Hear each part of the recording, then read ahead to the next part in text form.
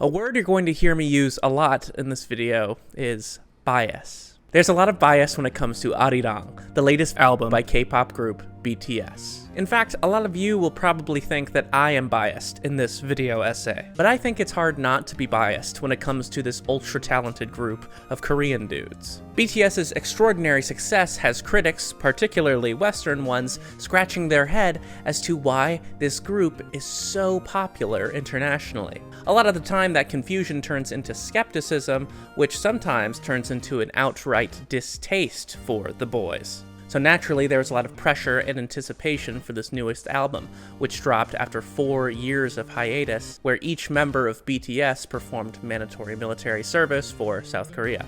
So with all that pressure and anticipation, the reaction to the drop of Arirang was very intense, from fans and critics alike. I'd personally say that this album is moving in a somewhat new direction for BTS, which is a personal goal for the group, as they've all said in interviews. This new era, the Arirang era, is a big breaking of expectations from the Dynamite era, which was like in the early 2020s before their mandatory military service. That Dynamite era was when a lot of the West and Western critics got to know BTS because they had so many huge songs like Dynamite, Butter, but I think Arirang moves in a really different direction than that last era. For instance, a track that really broke expectations, I think, was number 29 from the album. It's like an interlude song, which was just one strike of a bell. The sacred bell of King Songdok. Excuse all of my Korean in this video, by the way. I am Chinese. My Chinese isn't that good either. But yeah, number 29 is one strike of the bell and then about a minute long of the bell's echo. What is the bell sound in number 29? Well, this is the Songdok Daewang Shinjong, the sacred bell of great King Songdok. It is the 29th item on the list of national treasures designated by the Korean government, hence the track name number 29. On the other hand, obviously many fans adored this album, including me. I think it was like pretty solid, like a 7 or 8 out of 10. Now, am I saying that critics or BTS haters are biased from jump if they just don't like this album?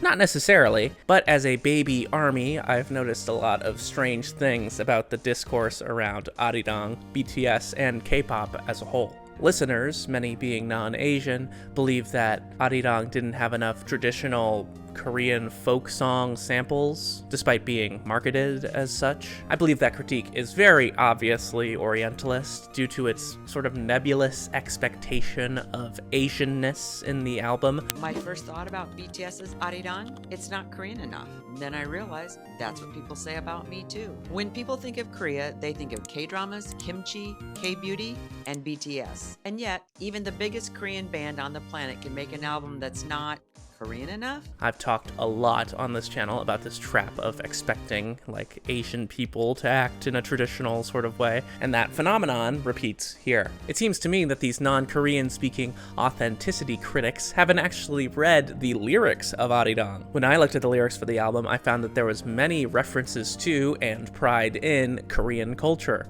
but I guess people expected more samples from traditional Korean music. That's what a lot of people are saying, like the one on Body to Body, which is absolutely ridiculous and kind of just racist, to be honest. Like, why do Asians need to start, honoring their ancestors for white people to like their work? I don't really know. Not everything needs to be fucking Mulan, bro. All of this has led me to the conclusion that BTS in particular embodies what scholars Morley and Robbins originally called Techno-Orientalism. Techno-Orientalism is a riff on Edward Said's Orientalism. I made a video about that, watch that too. But it's an Orientalism for the modern age. It's an oxymoron that describes Asians as both technologically advanced and intellectually primitive.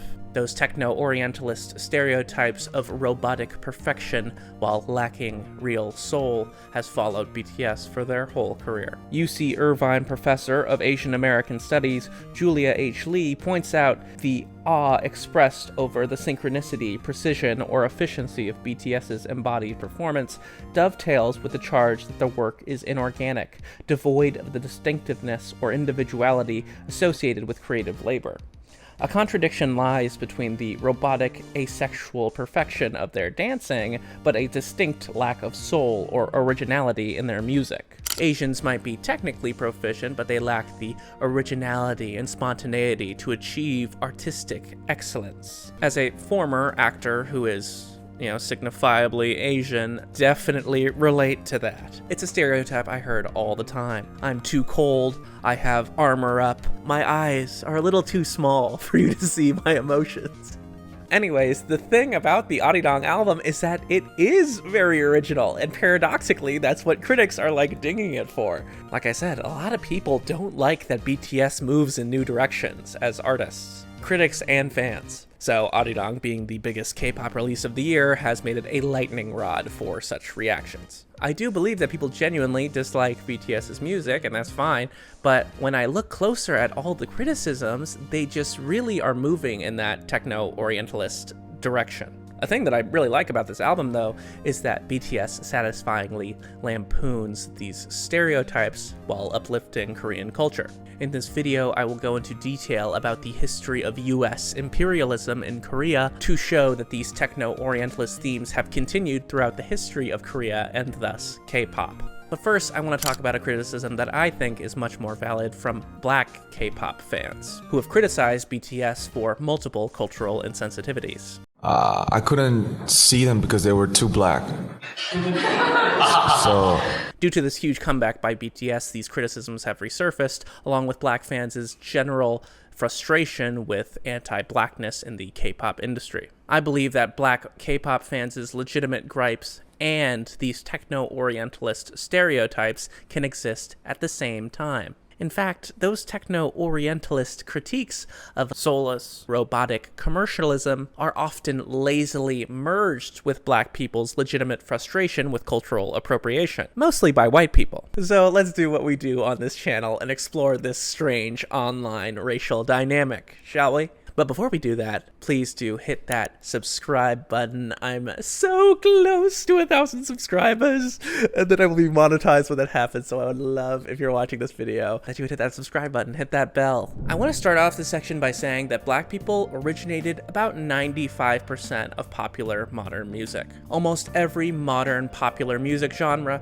originated from a black artist who innovated the sound first. Rock and roll came from the blues, and the blues came from slave work songs. Pop came from R&B, which came from big band and gospel music. Remarkably, this musical heritage developed through generations of black Americans who have carried this legacy into the modern popular music of today. Black American music has also been ruthlessly exploited and copied without giving credit. White artists who were considered seminal in rock ripped their sound from black artists like Chuck Berry, Little Richard, Muddy Waters, and so many more. Elvis, the king of appropriation, said it himself. I have the idea that I'm going to do my Elvis voice for this, so. A lot of people seem to think I started this business, but rock and roll was here a long time before I came along.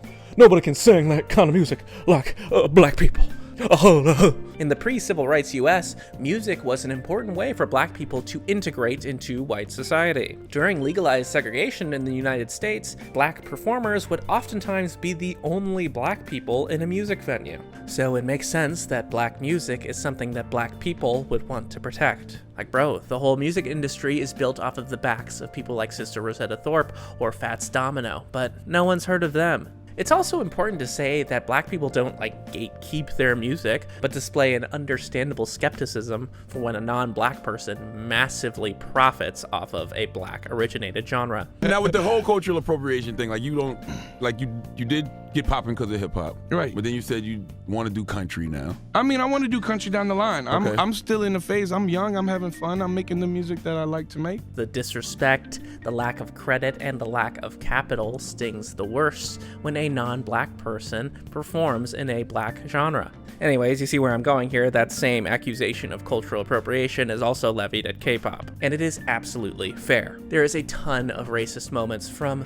so many idols. Many executives of the largest K-pop labels have been explicit in their intention to use black music to reach a wide global market. Bang Si-hyuk, the infamous chairman of BTS's label Hybe Entertainment, said this: "In terms of music, black music is the base. Even when doing many genres like house, urban, and PB R&B, there's no change to the fact that it is black music. Upon this, we added BTS's unique value, along with hip-hop and black music. The members like hip-hop and black music. These two things lowered the entry barrier to Western markets. K-pop is unfamiliar to Westerns, but they are familiar with hip-hop and black music. I don't know if that's the translation, but it's weird he keeps saying hip-hop and black music. But yeah, BTS are no exception to a history of questionable behavior. The leader of the group, RM, Rap Monster, has said the N-word a couple times while performing, and many of the members have made colorist comments talking about how black the other members of the group were when they came back tanner or not as pale as usual. RM has also had dreads, which was pretty tough. RM, the group's leader, he seems to be representing them a lot when it comes to this, kind of indirectly apologized about it, and he's shown some growth, arguably, like they've never made these mistakes again. RM has also gotten a lot of those like blackaboo criticisms. There was a pretty famous clip of him on a game show where this comedian tells him to stop talking like a black person and talk like your race. What's up, bro? What's up? Play your own race. Play your own race.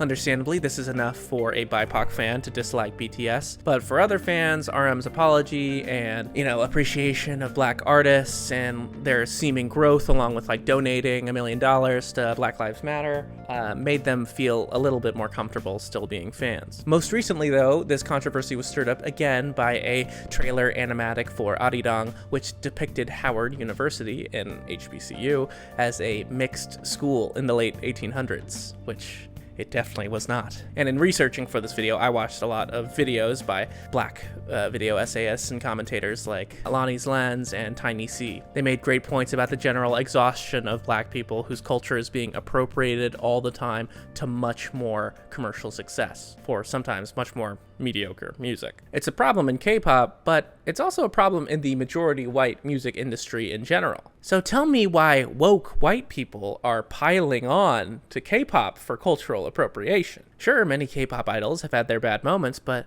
why aren't us white people talking more about Justin Bieber, Ariana Grande, Post Malone, Jack Harlow, Iggy Azalea, Vanilla Ice, Miley Cyrus, Katy Perry, Justin Timberlake, Morgan Wallen. Black people made country music too, by the way. And like so many more. But then like for the real music guys, the untouchable legends, people like the Rolling Stones, the Beatles, Led Zeppelin, and dude, Eric Clapton, all of them have appropriated it, and some of them have said terrible and super offensive shit while stealing Muddy Waters' riffs. So then when I hear a white music guy like, Anthony Fantano say that Arirang gets points deducted for culturally appropriating black music. And yet, the final results on this record couldn't come across more alien and I think unaware of how weak its mimicry actually is. The increase in English and AAVE bars combined with all of the dated instrumentals here, it makes so many songs on this record feel more like a very carefully groomed product as opposed to a genuine artistic expression. Like with the opening moments of the album, what you need, twin, awkward to say the least. While giving Led Zeppelin's Physical Graffiti a perfect 10 out of 10 classic album, I can't help but notice a little bit of bias. We're talking about cultural appropriation. Led Zeppelin, really? All right, now I'm going to go on kind of a tangent with another like more niche example of the white co-optation of black critique of K-pop with a different hype group, Quartus. So Quartus got into a beef with another artist named Jane Remover, who is white and also does like hyper pop, I guess I would describe it as, and like trap music. But in a couple posts on Instagram and Twitter, Jane Remover said that Quartus's rapping was shit, even after rapper Martin of Quartus expressed a lot of admiration for Jane Remover's music. It should also be mentioned that Quartus receives many of the same gripes that BTS gets for cultural appropriation. They probably get it way worse at this point because they're like such newcomers. And like their music is like very much influenced by modern hip hop and trap music. I guess all these soulless Korean robots are like the same. I don't know. Anyways, Jane Remover is a really talented musician, but they are definitely influenced by black trap artists, people like Trippie Redd and Playboi Carti, who also influenced Quartus. I also can't say for certain that appropriation was Jane Remover's reason for disliking Quartus, but many Jane Remover fans on TikTok and other platforms took it as such. Jane Remover has since deleted those posts, but I think it is just such a great representation of what I'm talking about here with the Techno-Orientalism. White people appropriating black people's skepticism towards K-pop when white people created the problem in the first place. I mean, it's just fascinating stuff. There's also another Techno-Orientalist perception, which Lonnie's Lens actually smartly points out in her video, that K-pop idols are these perfectly molded dolls who go through these insanely rigorous training programs throughout their childhood childhood to be manufactured on the assembly lines into picture-perfect K-pop idols by South Korean music monopolies. This phenomenon is heavily over-exaggerated by people in the West, but it perfectly plays into this racist trope. Asians are technologically advanced with their harsh K-pop training programs, but they lack the soulful freedom of expression that the West has, which they stole from black people. Critics like Fantano and Pitchfork have projected these assumptions onto this Arirang album, along with a sense of fatigue, I think, for Korean culture in general. After the sensation that was K-pop Demon Hunters, I think a lot of people started to get a bit fatigued with large corporations pushing like Korean culture on everybody, you know? This made the white left in the US in particular start to see K-pop as something that's like childish, heavily consumerist, and something that's only enjoyed by teenage girls, right? BTS's audience in particular, though, is quite diverse in age and ethnicity. They're an internationally famous boy group, which is something a lot of the critics here in the West cannot like wrap their head around. They can't understand why they're so ardently beloved by so many. That's because I think the bulletproof Boy Scouts stand in direct opposition to that techno-orientalist stereotype of K-pop as the Shein of the music industry. Pretty sure that's racist. Shein is a Chinese company, but whatever. I want to go back to that sensationalized narrative that K-pop idols have to go through like super harsh training. It's not completely false. Sort of unique part about the Korean music industry is that the big three labels, that is JYP, SM Entertainment, and YG Entertainment, will invest into its idols pre-debut to make sure that they're ready for the exposure that the companies will give them. While not as common today, training programs for artists have certainly seen success in the United States. Lonnie's Lens points out in her video, which is also required reading for this video apparently, that the famous Motown Records had similar training programs in the 50s and 60s for artists like the Supremes and the Jackson 5 called Charm School. Motown Records was also similarly problematic with its exploitation of artists, its draconian creative control, and some super weird incest shit involving Marvin Gaye, but that's a topic for a whole different video. And in spite of the questionable nature of Motown Records' training, it was unquestionably successful in producing the biggest stars in the world. And it shares many similarities with K-pop training. While executives like Motown's Berry Gordy and Bang Si-hyuk are greedy fucks, the artists they train are super talented and showcase excellence. You never accuse Motown artists like Diana Ross of the Supremes or Michael Jackson of the Jackson 5 of soulless, music just because they were in an artist training program. So why not open up to the idea that BTS could actually be saying something with their music? In fact, when you start listening and translating these Korean lyrics that these pretentious critics do not understand, then you can see that BTS has been saying a lot for a long time. Furthermore, HYBE actually broke the mold of traditional K-pop development with BTS. In many of their early albums, BTS tackled themes around youth and the struggles of being a teenager. Of course, that sounds a little corny, and sometimes it definitely can be, but that authenticity in their music actually made them stand out amongst the other K-pop artists in the 2010s. The original members of BTS actually were scouted because they weren't in that traditional mold that many K-pop idols were in. Founding members RM and Suga were both underground rappers, and J-Hope came from a pretty popular hip-hop dance crew in South Korea. Another underrated innovation of BTS is that they vlogged so much of their life. They made so much content. One of their biggest spikes in popularity during the COVID pandemic was their Run BTS variety show, which has recently been revived in their Arirang comeback. Ladies in particular love these guys' goofy personalities. I can't lie, even as a mostly straight cis guy myself, I can't help but be a bit smitten.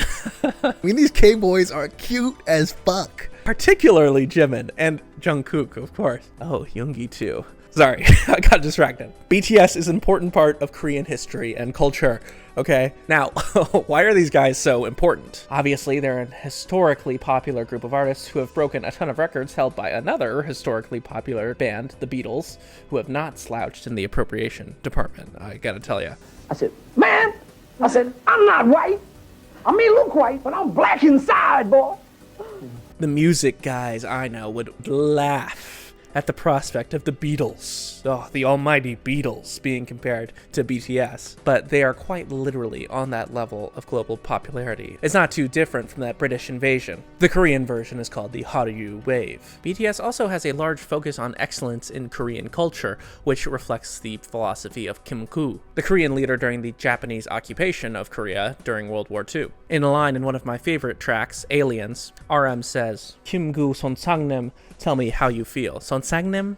Sonsangnim? Sonsangnim means like master, which is like Shifu in Chinese, or like sensei in Japanese, I'm pretty sure. And I think a lot of people have pointed out this lyric as an homage to Korean history, but no one has expanded on the significance of Kim Koo himself. Kim Koo was a resistance fighter who fought valiantly for Korean independence from the Japanese, but he was also famously pro-reunification. That is, the reunification of North and South Korea. RM also famously quoted Kim Koo in BTS's speech receiving the Order of Cultural Merit from the Korean government, when he talked about Korea's cultural prevalence globally. I think culture is more important than any other physical power. It is an intangible power that breaks down all boundaries. This reminds me of what Kim Koo said. "The only thing I desire in infinite quantity is the power of a highly developed culture. This is because the power of culture both makes ourselves happy and gives happiness to others." RM ends the quote there in his speech, but I want to give you the rest of what Kim Koo says in that passage. "If these values take root in our hearts, the wealth that humanity currently has will be enough to enable all 2 billion of the world's population to live comfortably. And enlightening people on the importance of these values can be done only by the power of culture. I do not wish my nation to be a nation that imitates, but rather a nation that is the origin of a noble culture. I wish for true world peace, and I wish it to be realized through the power of my nation's culture." His message was also explicitly egalitarian, with a value on peaceful and comfortable existence for the people of the world through setting an example culturally. BTS continues this tradition with a modern interpretation of that Korean culture, particularly with the Arirang song itself. There's a lot of great videos by Korean creators about what the Arirang is, but it's basically like a 600-year-old traditional folk song that was passed down orally through generations in Korea. And it has like many, many different versions. It should also be mentioned that this song was strictly prohibited by the Japanese colonists. Kim Koo was the leader during that brutal 1940s Japanese occupation in what was called the Provisional Government of the Republic of Korea. The Japanese Imperial Army's explicit goal in the region was so-called Pan-Asianism, which summed up to massive war crimes and horrific ethnic cleansing. For Kim Koo, maintaining that noble culture was much more than global prestige or power. It was a life-sustaining force against genocidal violence. RM knows about this, by the way. My goat is actually based as hell. RM has literally written poems as a child about how Korea is a tiger with broken bones, inflicted by the imperialism of the Japanese, the USSR, and the United States. Korea didn't get a break from the violence after World War II, when it became the deadliest proxy conflict in the Cold War, where there would be a bloody battle over the unification of North and South Korea. That conflict still remains unresolved to this day. Kim Koo was outspoken on a peaceful unification of the Korean peninsula, but the forces of the US-backed South Korean president Syngman Rhee made a war inevitable.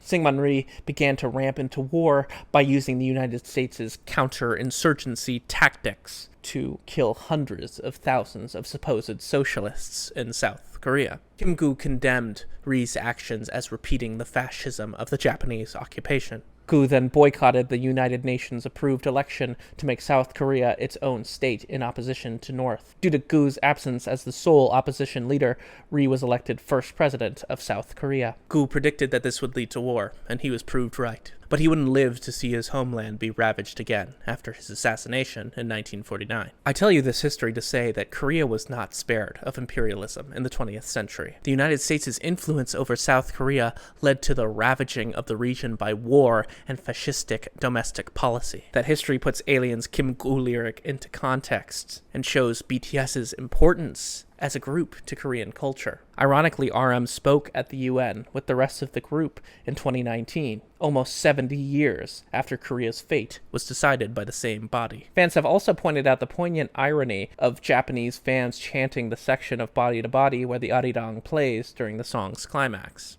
These are meaningful movements towards peace and understanding, which has grown as a sentiment in East Asia as the US begins to lose its control over the region. We can see how this imperialist logic plays out in Techno-Orientalism. K-pop is a product of the US cultural hegemony. The centers for neoliberal capitalism in East Asia were the countries where the US has built outposts as a containment strategy for Chinese communism. That is, Japan and South Korea. Those two countries contain approximately 200 US military installations. The US also poured money into Syngman Rhee's government to massively speed up development after the Korean War. According to the US's Techno-Orientalist framework, the Koreans can become a technological powerhouse as long as the West is the one to support them out of their inherent state of intellectual inferiority. This teacher and pupil dynamic was common to all Western imperialist states throughout the 19th and 20th century. Quoting US President Ronald Reagan, at the South Korean National Assembly, the rapid progress of your economy and the stagnation of the North has demonstrated perhaps more clearly than anywhere else on Earth the value of a free economic system. We forced on you with a war. Sorry, that wasn't part of the quote. That economic disparity, though, between the two states on the Korean peninsula was why the United States dumped so many resources into South Korea in the first place. It is as much of a manufactured ideological win as it is a strategic win for containment. All this to say that the K-pop industry's use of American music and business practices directly stemmed from this US-backed economic development. K-pop's origins are highly capitalistic due to the US's economic ideology and a Cold War rivalry that stands to this day. Therefore, culturally, the standard is much higher for a group like BTS, who seem to copy their style from Western artists. Those same Western artists whose descendants were also victims of US imperialism, that is, the American black population. US imperialism and expansionism in the 18th and 19th century were powered by the gigantic transatlantic slave trade, which constituted one of the gravest crimes against humanity in history. The dynamic of chattel slavery, similarly to Japanese imperialism in Korea, violently stripped African peoples of their culture through ethnic cleansing. I don't want to get back into all this history again, but it's really important to understand that this question of cultural appropriation comes from such violent imperialist histories, which leads me to one of my favorite songs on the Arirang album, Aliens. This is a track where RM invokes Kim Koo, but the rest of the song lambasts the techno-orientalist critiques that BTS have received throughout their entire career. The self-description of BTS of themselves as aliens is a direct shot at that techno-orientalist tendency to put Asians into science fiction categories of inhuman androids or extraterrestrial life forms. There's also lyrics about disrespect from jealous civilians who are still bobbing their heads to the Jungmori rhythm, another reference to traditional Korean music. The lyrics also talk about, taking off your shoes at the door, which is a sign of respect that's emphasized in Korean culture and East Asian culture more broadly. Another powerful line is the description of the sun rising from the east as a metaphor for BTS's rise internationally. Finally, RM also explains that he is the only member who can fluently speak English, but that is how they kill. They haven't needed to learn English to appeal to that Western audience that their haters think that they are copycatting from. It should be mentioned also that a lot of haters of BTS make fun of their English and their inability to speak it. Motherfucker, you can't speak Korean. Making fun of someone's English, making fun of an Asian's English. It's classic racist garbage. Anyways, there are plenty more lyrics like this in the rest of the album, but I focus on this Aliens track because it just encapsulates a lot of what I'm saying in this video, I think. Also, RM and BTS are aware of how illegal aliens are being treated in the West, and internationally too. RM spoke on the 2026 Super Bowl in a recent interview. Watch my video on that, where he said with conviction that Bad Bunny is American. RM really is just a woke king. Honestly, researching this video, I think I'm realizing that RM is my bias. He has a website with every book that he's talked about on Twitter or every book he's talked about reading. There's just some really good woke stuff on there. Plus, he's pretty dreamy, especially when he puts on the eyeliner. Sorry, I'm getting distracted again. Anyways, there is still so much to talk about when it comes to BTS, especially fandom wars and stuff like that, and just the general online toxicity. And that is absolutely another factor in the hatred for them. But honestly, researching this this video, like, reading fandom war shit just drained my life energy. Like, you just gotta touch some grass sometimes, especially if you're arguing about, like, BTS versus Stray Kids on TikTok. Even in the Cordis beef with Jane Remover that I mentioned earlier, a lot of K-pop fans got super toxic by flinging a lot of, like, transphobic insults at Jane Remover, which is unacceptable. I absolutely think that's wrong, and all that negativity is just a waste of time, to be honest. K-pop fans also say crazy racist shit about black people, of course, and also about just darker people generally, which is another thing that makes K-pop harder for BIPOC fans, which totally sucks. Also, I want to say, if you're a black K-pop fan who has, like, stopped standing groups, you are totally valid in that. For lots of fans, that ignorant depiction of Howard University from BTS was, like, the last straw for a lot of people. So the whole, like, concept for the Arirang album was, like, these 7 Korean guys came as refugees from Korea in, like, the late 1800s, and they came to Howard University, and there was, like, a study with them where they recorded themselves singing the Arirang. So BTS, like, took that concept and put it into their lead up for the release of this album. It's like 7 Korean guys, and they're doing the Arirang, and the Arirang continues throughout history, blah, blah, blah, blah. And in this animatic, the depiction of Howard University, like, people were watching these Korean immigrants, like, sing the Arirang, and it was, like, depicted as a mixed race school, which it wasn't. And I think that was just, like, disrespectful to a lot of people, because black people welcomed you into their space because you are also, you know, quote unquote colored people back in the days of segregation. And we used our resources and, like, did research on this song, and, you know, BTS can't even do the research to properly depict it, or, you know, Hybe and their animation team couldn't even do the proper research to depict it correctly. Also, I want to say, if you're, like, a BIPOC or even, like, a Southeast Asian fan of K-pop, like, stand up for yourself and always speak up about things that make you uncomfortable in that community, because I think it is very necessary to push back on that shit. And, you know, at the end of the day, people can like what they like. Even Jane Remover and Anthony Fantano. I've watched Anthony Fantano for a long time. Okay. The point of my video is pointing out biases, right? Biases. So I think that opening up this conversation is really important nowadays. Like Kim Koo says, we need to avoid violence and hatred to create solutions to these problems and create a better world in general. That being said, that's about it for this video. I hope you guys enjoyed it. Please like, comment, subscribe. If you subscribe, oh my goodness, I'll love you forever. I can be your bias. Whatever. I'm new to this K-pop fan thing. Please also leave a comment down below. Tell me what you think. If you agree, if you disagree. But yeah, that's about it. Bye-bye!